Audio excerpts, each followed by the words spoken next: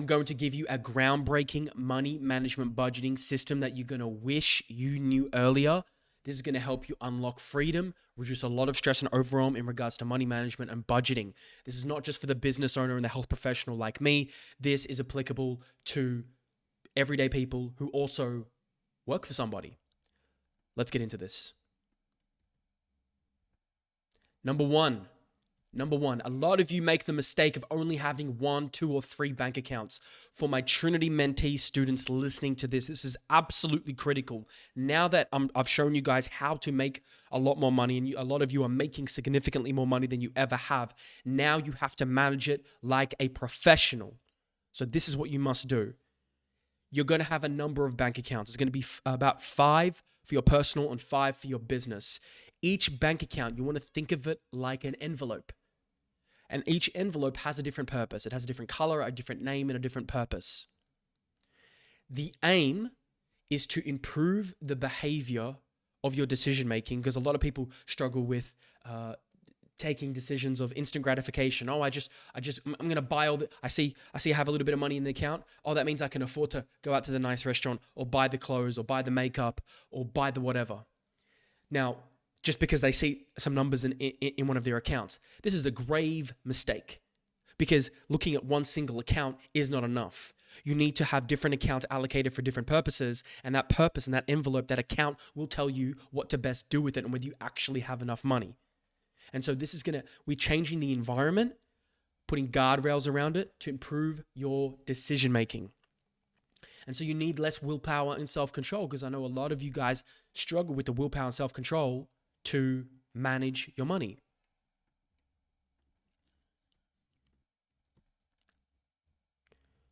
So number one, let's show you what that's going to look like. First, we're going to start off with about what 5 bank accounts looks like from a personal perspective. These are your personal bank accounts. So number one, you're going to have an income holding account. Any personal or miscellaneous non-business income will go here. If you don't own a business, all your income will come here. All your income will come here. This is a holding account. Debits do not come out. Credit card payments do not come out. Recurring payments do not come out of here. This is number one. A lot of you just live out of one account of these and a savings account, and it boggles the fucking mind why you guys do this. Now, I have a degree of empathy because a lot of you haven't learned it. A lot of people have grown up around a lot of money troubles with their parents and their family fighting about money and it being a source of trauma and stress. I absolutely understand this, because guess what? I had that to a degree as well.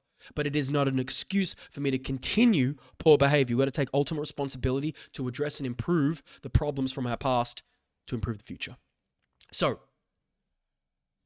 it's not a mistake you are where you are. You need to manage your money more effectively. So let me continue to show you. You're going to have an income holding account. Number 2, you're going to have a living expenses account.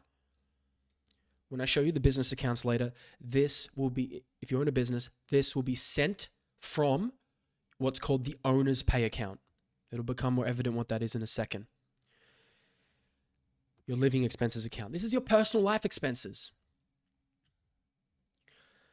Now, there are better ways that we can categorize and distribute living expenses to. So let's get clearer, because a lot of you, all of us, we have a lot of living expenses. There's rent, there's groceries, there's recurring payments, etc.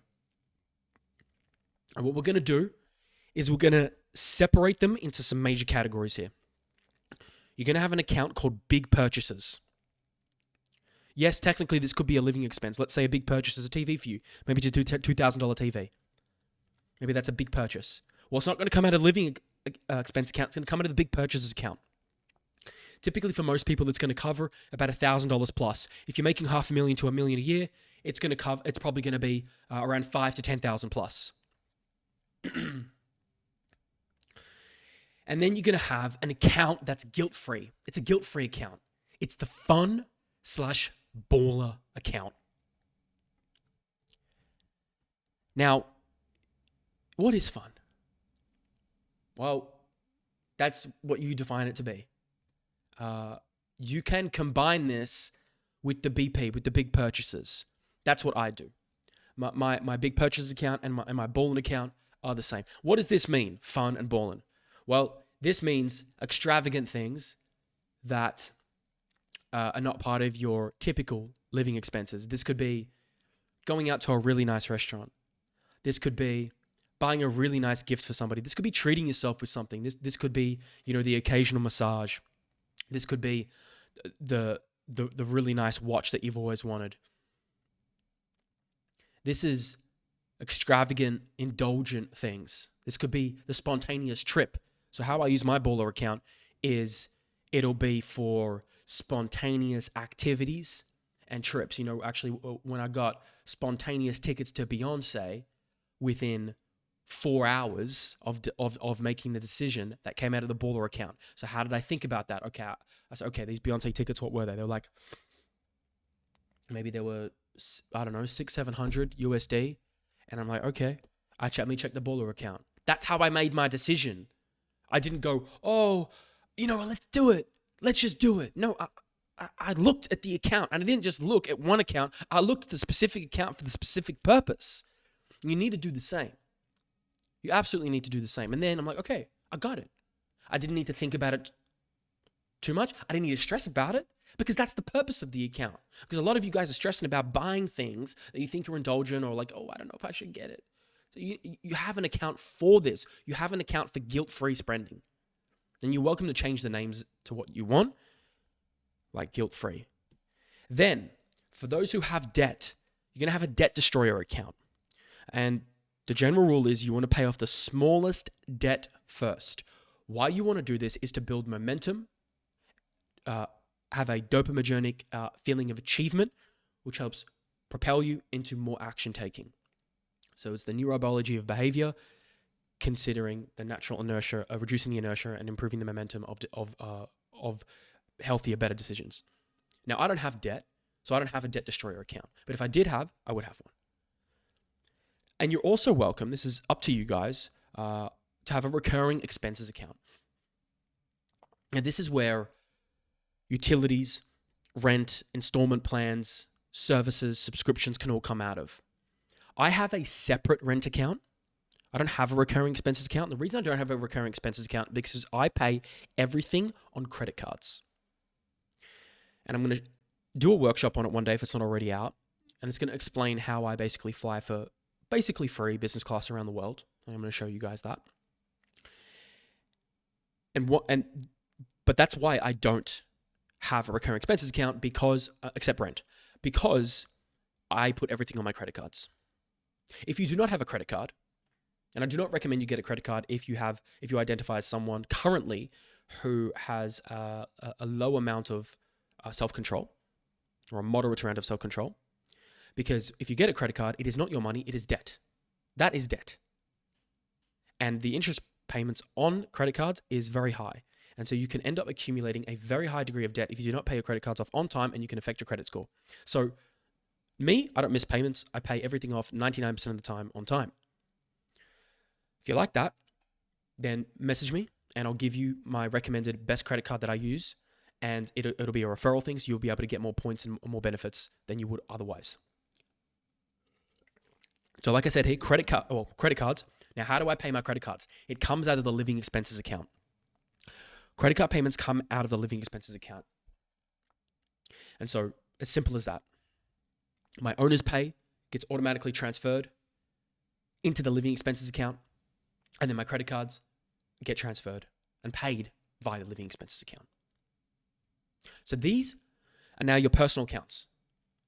When you've done watching this video, what I want you to do is you're going to watch it back, and you're going to take these action steps as you're rewatching this video. First, watch the video, finish watching the full thing, and then go back, watch it on 1.5 times speed, pause the video at each step you need to create new accounts. And I'm going to show you guys how to do that. These are some other examples of some other personal accounts you can have. We have a family member. Maybe some of you pay for family members. Have an account for them. Maybe it's a spouse, a child, etc. Maybe you're saving up for a wedding. Have an account for that. When I went to Egypt, I needed about $15,000. And so instead of me just, But technically, I absolutely had the money. I had the 15K. But that wasn't the point. I wanted to automate transfers into the account so I didn't have to affect my other accounts. So I just let it build up over time. So I did that for my trip to Egypt. You could do that with bigger experiences that you have, a trip somewhere, a wedding, whatever it is. You can create other accounts. And this is me. This is what mine looks like. These are my personal accounts. Now you might see, oh, I only have 4. Well, 1, because I don't have debt. 2, because I don't have recurring expenses because I pay credit cards. So you can see in my situation, there is 4. Life expenses, rent, and my baller account. And why it says 10% and my income holding. Why it says 10%, and you're going to see this has become more evident in a second. It says 10% because 10% of the money that comes into the life expenses gets put into the baller account. So for you, if that's $1,000 going into the life expenses account for you, that's going to be $100 per fortnight going into the baller account. And you're going to see, I'm going to explain the target allocation percentages later on. And I use Commonwealth Bank. I highly recommend it because you can create accounts in seconds. I just fill out a page. You just type in Google, Commonwealth Bank, create new account. Debit account, transaction account, whatever. I log in, I fill in my details. That's it. I have a new account within a minute. There's some banks out there where it takes, it's a degree of annoyance and time to create a new account. I have no business with any of those banks because time is the asset here. You need freedom, accessibility, and time. So I really recommend Commonwealth Bank for its ease of use. If you're an American, I do like Schwab a lot as well. Cash flow management. Now we're going to talk business. If you don't have a business, if you're never going to run a business, don't watch this. You can skip ahead to the later stage.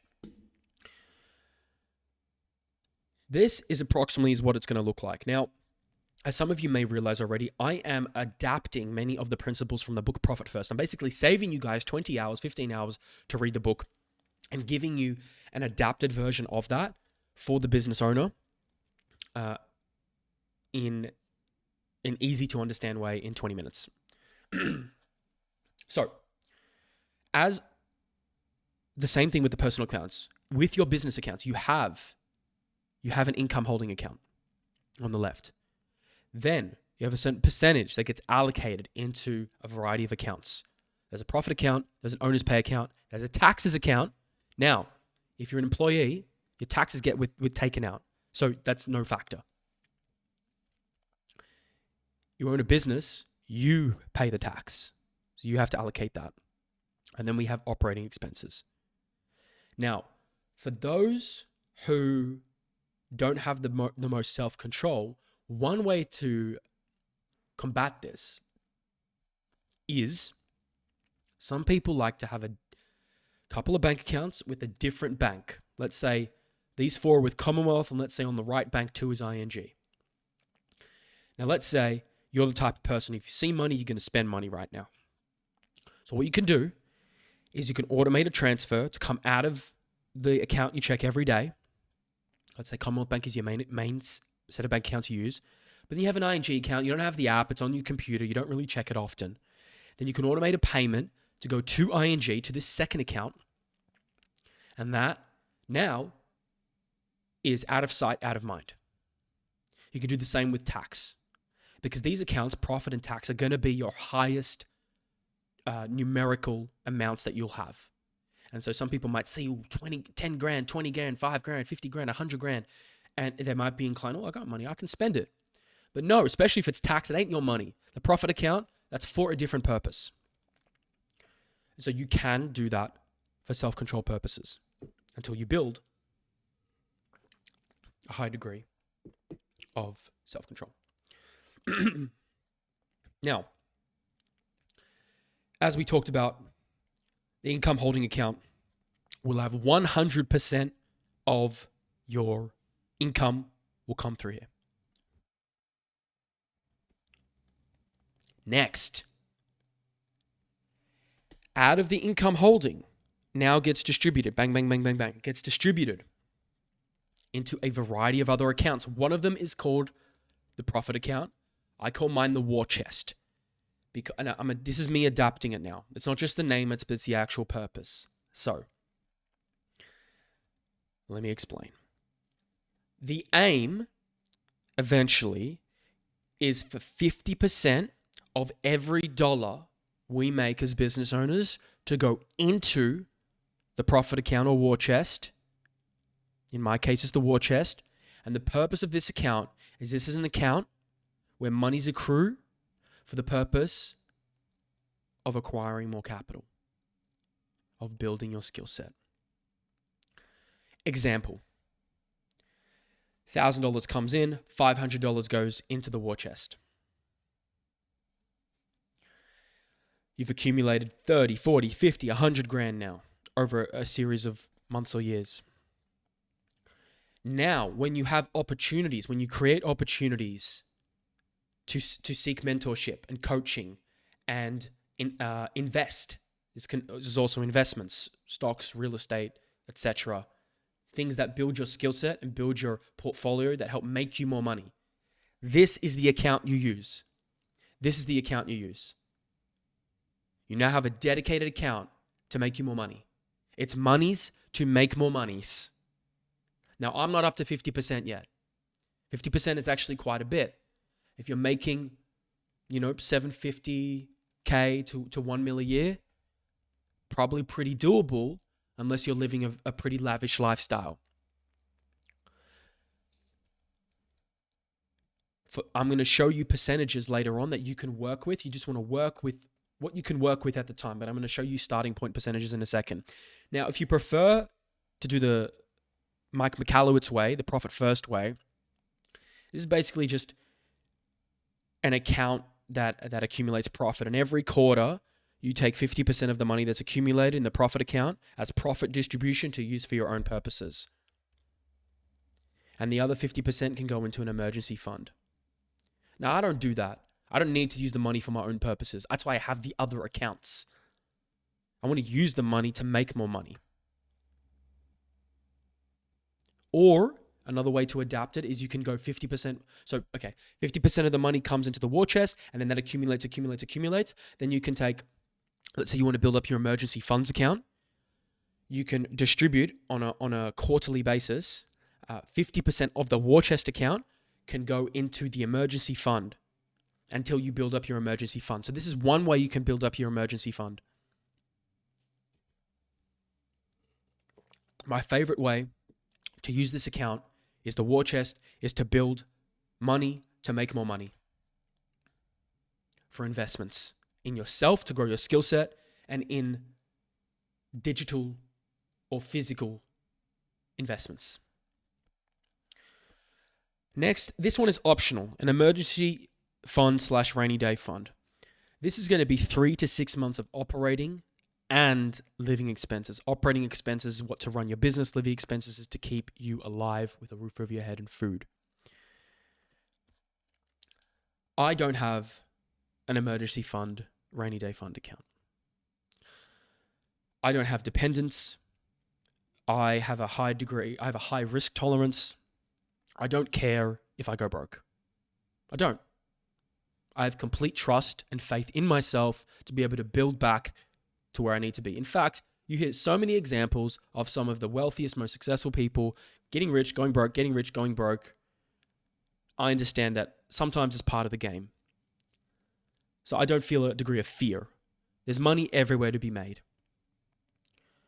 And if worse comes to worse, I have accounts that have a lot of money or enough money where I can lean on. So I'm explaining your thinking to me because explaining my thinking to you because I understand some of you are going to relate to that and some of you won't want to take that level of risk. So if you've never seen 5 grand, 10 grand in your account, I would recommend having this to begin with. If you're a scared person, if you have a degree of fear around money, then confidence needs to be built. And so for the purpose of that, I would have an emergency fund and build in your 3 to 6 months of living expenses. And so if you get fired, or if there's another global catastrophe, you have money to live off without relying on the government. Now, here's the thing though. A lot of you are young. You have no dependents. You either just moved out, or you're still living with your parents, or you can move back in with your parents. If you have that available to you, then you can take so much risk. And in my assessment, it's going to be better and more effective for you to use that money to make more money. Use that money to invest in yourself. But the number one most important thing as a business owner is tax. This is the first account you need to set up. Depending on your tax threshold, this is going to be, I say 20 to 35%. Why do I say 20?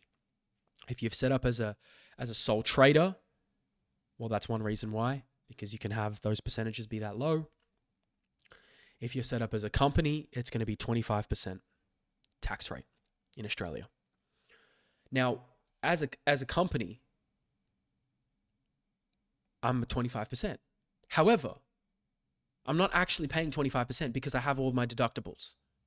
So I am paying 25% of my taxable income, but technically, when I put 25% of my earned income into the tax account, I know there's going to be always some left over because I have deductibles. Let's say you make 100 grand, you have 25 grand ready to pay the tax man. However, this is 25 grand if you don't have deductibles. I'm going to have thousands to tens of thousands of dollars of worth of deductibles, meaning that 25 grand might only be 10 grand, 15 grand. So keep that in mind, that all the tax you're accruing and accumulating, if you're intelligent with the way you manage your tax, which I've made a complete video explaining how you can be efficient with your tax. I've made a video on this channel about it. You can go see it. Then you should be fine. Now remember, don't get emotional about paying tax. Tax ain't your money. To me, how I phrase this is the amount of money I need to pay for getting the opportunity to play the game of capitalism. You know, it's me joining the poker game. It's the buy-in for me to join the poker game. I need to put down a certain amount of money to play this game. So I don't care. I encourage you not to waste too much excess time on being annoyed that you have to pay tax, because you have to. It's completely out of control unless you want to risk getting sent to jail and do a Wesley Snipes. Any leftover in the tax account can be taken as a bonus. What I like to do with that is distribute 50% of that into my war chest, 50% of that into my own personal spending. Speaking of personal spending, one of the last accounts you'll have is owner's pay. This is your salary. If you work for a company, they would pay you a salary. Or they'd pay you hourly, but usually sometimes they'd pay you a salary. Well, you work for a company, it's your company. You just happen to own it. You pay yourself a salary, between 15 to 30% of your earned income. This is what you live off. This will get transferred into your living expenses account automatically every fortnight. You're going to pay yourself as an employee.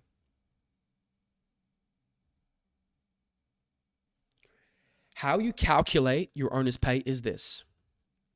So we know how to calculate tax. Is very simple. You just look up the tax rates and figure out your average income in a year, and that's your tax rate. Okay, you can chat GPT it quite easily too. Over a 1 year period, over the last 12 months, you pick your this is important, 3 slowest months, not the best months, the 3 slowest months. Then you take the average, you add them up. Okay, let's say it's 5,000, 4,000, 5,000.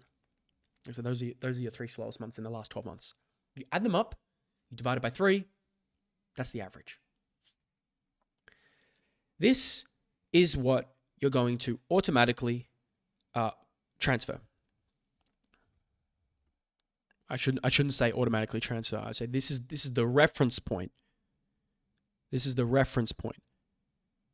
So you calculate the average of your total income of your 3 slowest months. And then you base all of these percentages on that. So let's say it's 5,000. And I'm going to show you another example that later.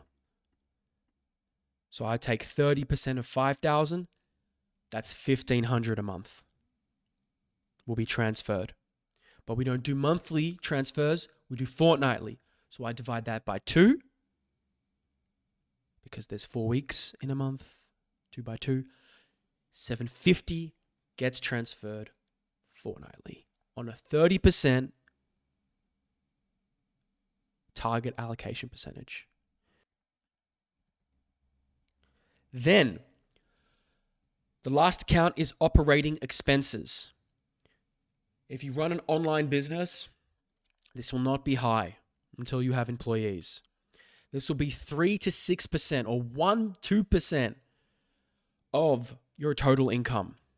This will pay the business expenses. This will pay subscriptions for run your business. This will pay subcontractors like videography, content, website, subscription services. If you're making a respectable amount of money, this will not be very high. If you have employees, this will be higher. So these are your 5 to 6 business bank accounts. Create them immediately. Here's an example of mine. I've blacked out or whited out 2 of the accounts because I can't show you guys everything. And you can see my income holding, my owner's pay is actually 45%. And you guys can see I put 15 to 30%. My owner's pay is higher. I do have a higher cost of living out here in New York compared to Australia. So I've had to accommodate for that. Tax is 25. My OPEX is 4%. My war chest has gone up. It used to be around 15 to 18%, and I've incrementally increased that. Now it's 26%. And I can increase that by lowering other things.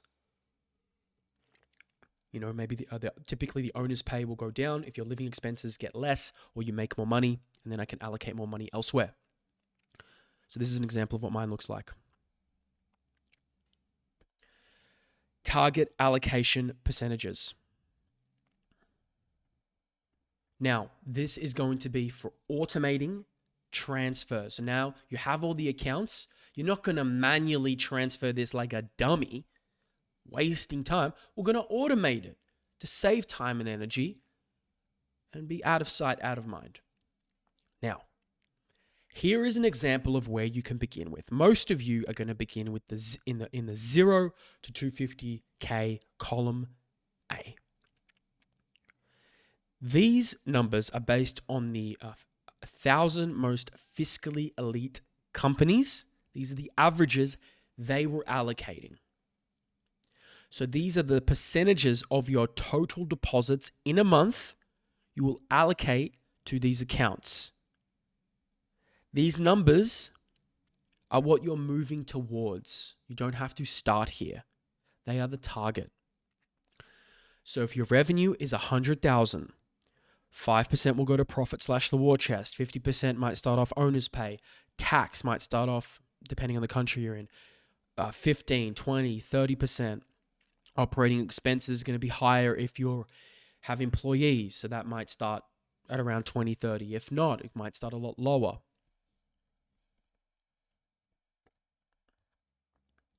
And then you automate, and I'm going to show you how. Like I said, sole traders and online businesses should have much more profit because they don't have to support employees yet, typically, or as much. Now, you have your target you might want to move up to. Let's say you want to move up to 40% you want to allocate to your war chest. And right now you're at 15. Well, you're going to move 1 to 3% at a time towards that every quarter when you review them. So you're going to review these TAPs, target allocation percentages, every quarter. And you're going to put that in your calendar. And one way you might do that is you cut OPEX down, you cut one down, and you bring up another. Typically, for most people, they can cut their living expenses, especially when they make more money. Now, I remember how I said not to make decisions, or that you should make decisions based on your lowest average 3 income months. This is why. Because if you make your decisions on your best revenue months, you will run out of cash. Because you're not always maintaining your best. Statistically, that's not possible. Because if... should be careful with my language here. Then it changes it. If you always maintain your best, then it infers that you're always going to be excellent. And there's never going to be a down month or a lower month. And that's just not true in business. There's going to be times where you have lower months. Absolutely. So if you always do it based on the highest numbers, you'll run out of cash eventually. So how you're going to do it is you're going to automate a transfer to come out of at the 10th and the 25th of each month, or fortnightly. Fortnightly transfers is what I do. And they're going to be based on these percentages.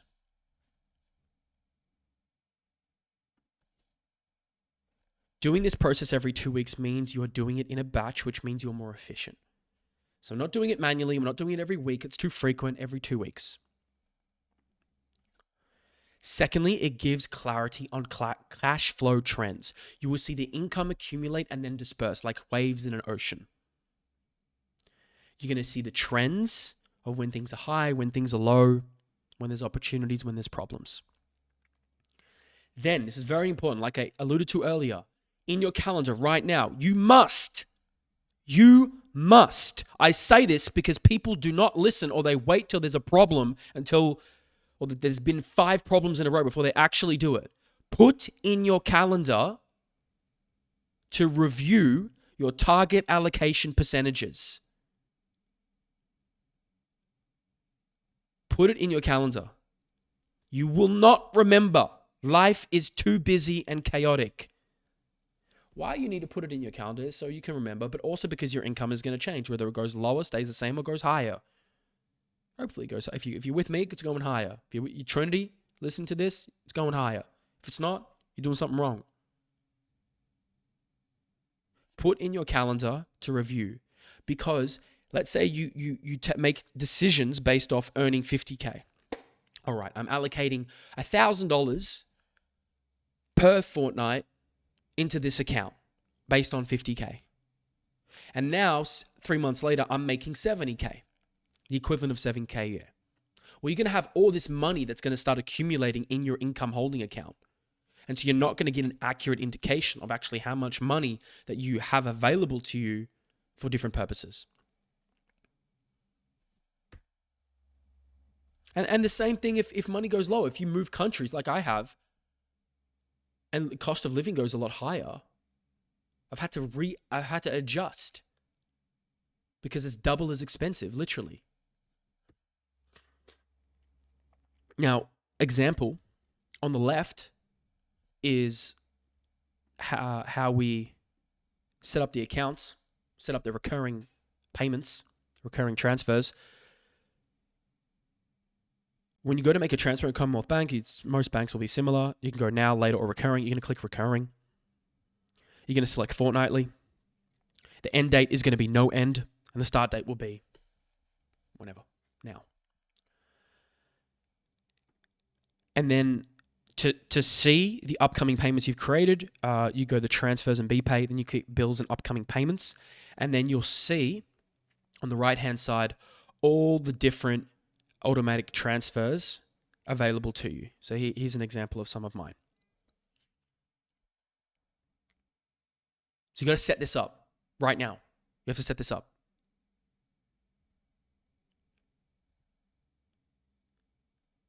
This idea is taking profit first. This is what this is what these principles are based on, taking profit first. So you're basically allocating money into the accounts first before you spend it. The more you have of something, the more we consume. When something is scarce, you become frugal. You create innovative ways to make more money and spend less. So that's what we're doing by allocating to these accounts, because money is less scarce because you have all these monies in different accounts for different purposes. So there's not as much of it in an absolute number in one account.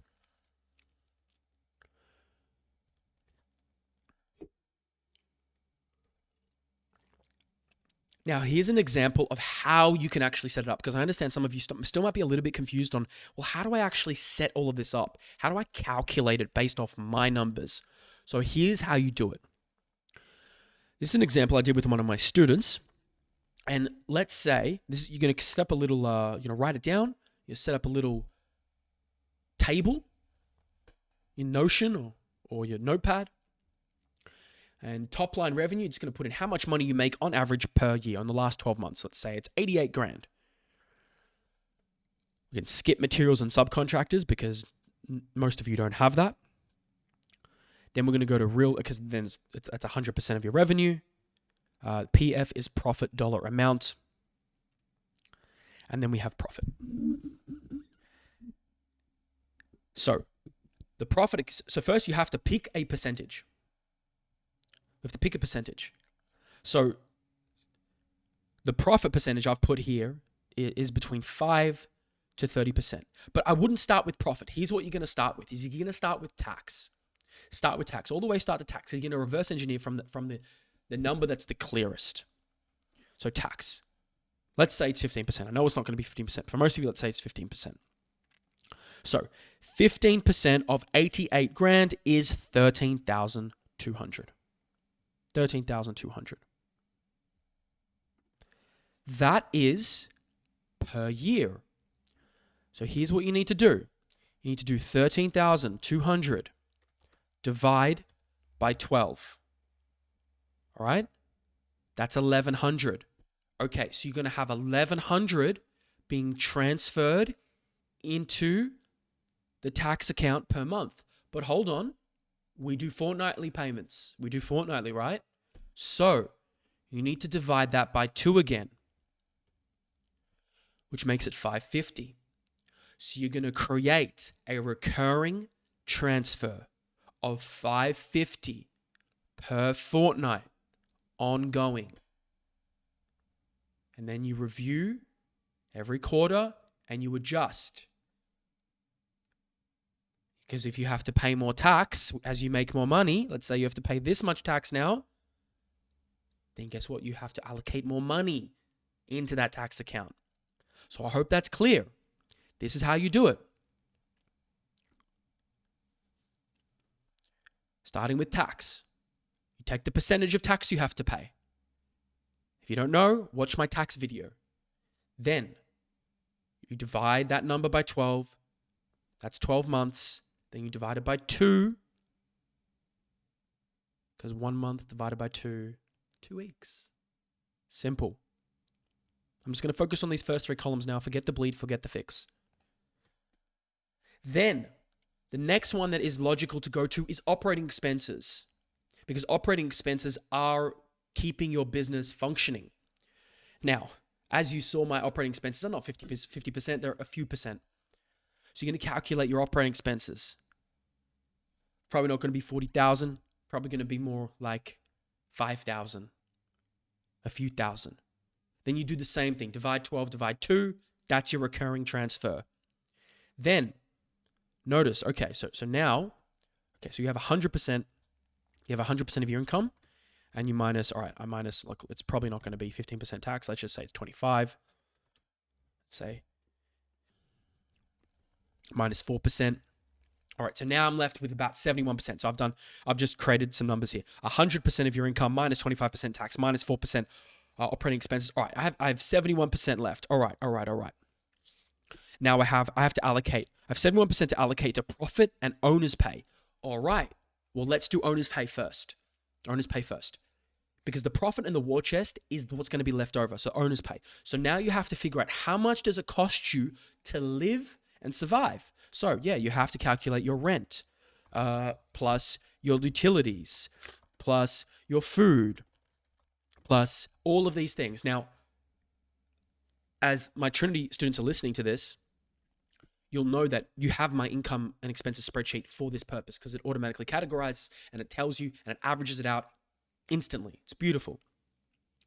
So then what you're going to do is you take your 3 highest expense months, not including outlier months. Don't include outlier months like you travel to a different country and you had to jack up your spending by thousands of dollars. That's not it's an outlier. So take your non-outlier month's highest expenses.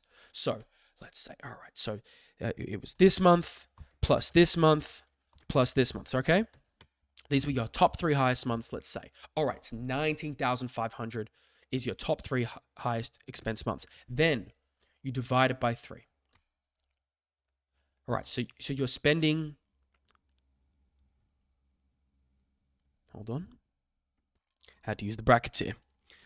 On average, your highest months on average is 6,500. Okay, so what do you do now? Well, 6,500. You need to transfer 6,500 per month into your living expenses, or rather, sorry, pardon me, your owner's pay account. Your owner's pay account. Dividing that by 2, that means you need 3,250 in a fortnightly transfer to your owner's pay account. Now, this is an absolute number. You could easily figure out the percentage. How would you do so? I'll show you. So I would simply, I just do this. I just figure out what your monthly income is. You figure out your monthly income. All right, 7,333. And then I just do that. I just do your expenses, 6,500, divide by your income, 7,333. And obviously, this is a ridiculous example. This is showing that you were spending 88% of your income on your life, for your owner's pay. So this is not a typical example, but I'm just showing you how to calculate it. Okay, most of you, it's going to look something more like this. It's going to look more something like this. All right, you're probably going to be spending about $3,000 a month on average, and your income's going to be around 7.3, and you're spending around 40%. So in the brackets of when you set up the bank account, as you saw with me before, I like to put in brackets the actual bank account. I like to show that, okay, at a glance, I can see there what the bank accounts are transferring in a percentage form. And so now you just repeat this for each category: owner's pay, tax, OPEX, profit. The rest, what's left over after this will be your war chest profit. That's what's left over. Then the owner's pay gets transferred into life expenses. Life expenses will automatically distribute to your 5 or so personal accounts. The baller account, the big purchases, the fun, etc. How you allocate that is up to you. I don't typically like to go over 5 to 10% for the baller account, for the fun account. The rent is a fixed amount, so that's not up to you. And that is that. Lastly, you're going to build up a lot of money in your war chest account. So the question is, what do you do with your money? Let me show you. In the red here on the left, the poor people mentality is they work to make money and they spend earned income on expenses and luxuries. Spending earned income. I make money, I buy something nice with it. Here's what the wealthy do. They work to make money. 50% approximately of their earned income goes into assets. The war chest is an account for assets. Assets into yourself, assets into actual physical assets. The income made from assets, let's say you buy a real estate property, not to live in, like a fucking dummy, but as an investment property. I'm going to make a video later behind why I have that degree of emotion towards people in Australia, particularly living in cities where the median house income is over $1 million and they make 80 grand or 100 grand and they have a family and children and they put themselves in $500,000 to $1 million of debt for the next 30 years. Don't you guys realize that most marriages, or most marriages end up disintegrating because of money problems, which is driven significantly by massive amounts of debt that they accumulate. So if you would like to avoid that, I recommend thinking not once, not twice, but about 100 times deeper into whether you're going to live in the house that you're going to buy. More to come on that. But to show you, the wealthy, they put their money into assets that make them more money. It's not an asset if you live in the home. It's an asset if you rent it out and positively gear it and make a profit off it. Stocks, businesses.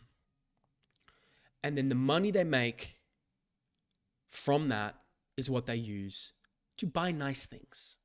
Simple as that.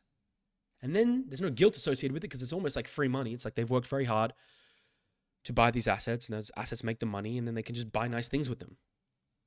I'm going to leave you guys with that. So now you need to watch this video over on 1.5 times speed, and now you need to put it into action. It does not take as long as you think, actually, especially with the Commonwealth Bank. It takes you a couple minutes to set up those bank accounts. You need to set up your 5 personal. You need to set up your 5 business. To set up business accounts in a bank account, you need to have an ABN. You need to have an ABN. If you want actual business accounts, and you will want to do this professionally, because when you eventually get audited and from an accounting perspective, or when your accountants look at your account and when the government looks in your account, they will ideally want to see they want to see the difference. You don't want to muddle your personal and your business together, but do what you can with what you have right now. 5 personal, 5 business, set up those accounts, then figure out your target allocation percentages based on your income, your lowest income average 3 months, and your highest expense months, your highest expense top 3 months. Allocate the percentages based off that and your tax. Automate those transfers at a recurring amount every fortnight. Review them every quarter, and you're reminded of it when you look in your calendar, because you've put in your calendar a reminder. Review taps is what I call mine. And that is it. Set, forget, adjust, adapt, improve, make more money, and use that money from the war chest to invest. It gets me, guys. It gets me, because so many of you could have so much better lives. I didn't get here to New York just by accident. Oops. I just made enough money to live in New York and look at the skyline every day. Alhamdulillah. It didn't just happen. I meticulously managed my money and recorded every dollar that came in and out. And it only took me a couple of minutes a day. And I worked very hard every day, and I worked intelligently and smart. And I did this. And I've done this for years now, and this has helped me significantly. And so if you dare to dream about living a great life and supporting your family and being financially free and not being stressed and burdened and overwhelmed by money, then you must do this. If not, then I'm sorry, you're probably just destined to be poor and broke and live a sad life, because it's hard to live. It's much harder to live a great life when you don't have money, because money gives you access and accessibility and optionality and freedom to a lot of things in life. So look, if you just want to live humbly in a little home out in the middle of the jungle, then this is not for you. But I have a feeling that's not you. And so if I can be of any other support from here, just let me know. Message me, Trinity guys. Let me know what doesn't make sense from here, what we can follow up on. This is a must for all of you. A absolute must. Get your money. Shrunk the Saad.